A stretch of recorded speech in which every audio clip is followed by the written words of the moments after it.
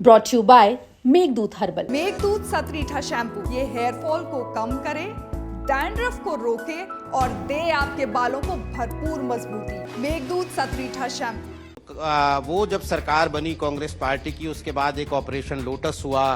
बेंगलोर में जाकर एक बड़ी हमने देखा कि सुर्खियां बनी रही कि बेंगलोर में विधायक चले गए हैं और वहां पर एक ऑपरेशन लोटस चल रहा है। उसमें बहुत सारे नेताओं के नाम आए, लेकिन उस वक्त हमने हेमंत खंडेलवाल का नाम नहीं देखा था कि वहां कोई एक सक्रिय भूमिका एक नेता निभा रहा है और सरकार जो है वो पलट के वापस बीजेपी के लिए आ रहा है।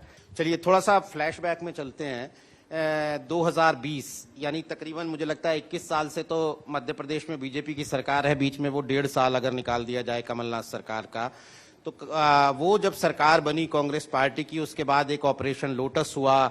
बेंगलोर में जाकर एक बड़ी हमने देखा कि सुर्खियां बनी रही कि बेंगलोर में विधायक चले गए हैं और वहां पर एक ऑपरेशन लोटस चल रहा है। उसमें बहुत सारे नेताओं के नाम आए, लेकिन उस वक्त हमने हेमंत खंडेलवाल का नाम नहीं देखा था कि वहां कोई एक सक्रिय भूमिका एक नेता निभा रहा है और सरकार जो है वो पलट के वापस बीजेपी के लिए आ रहा है। आप हमें थोड़ा बताएंगे कि वहां पर्दे के पीछे क्या था और आपने क्या भूमिका निभाई?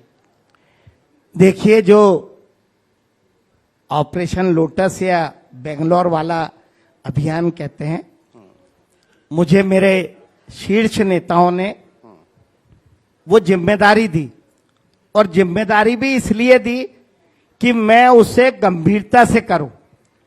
ये तो अभी जब मैं प्रदेश अध्यक्ष बना तब लोगों को पता लगा कि बेंगलोर में लगातार 22 दिन वहां का लगभग सारा समन्वय का काम मैं कर रहा था।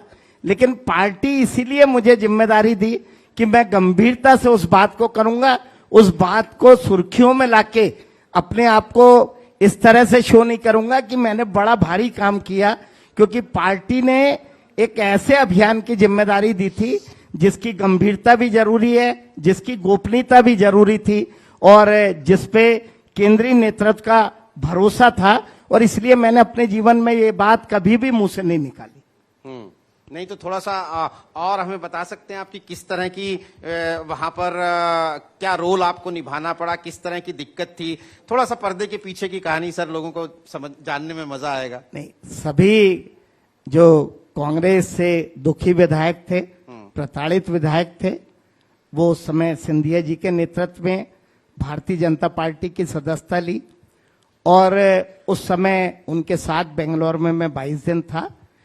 उन लोगों ने ही ये तय किया था कि भारतीय जनता पार्टी ज्वाइन कर दी, वहां उनकी चिंता करना, उनसे समन्वय रखना, उनके मन में कोई बात है तो उसे दूर करना, उसे हमारे राष्ट्रीय नेतृत्व या प्रदेश नेतृत्व को अवगत कराना, इतनी मेरी जिम्मेदारी थी, उसका मैंने निर्वाह किया।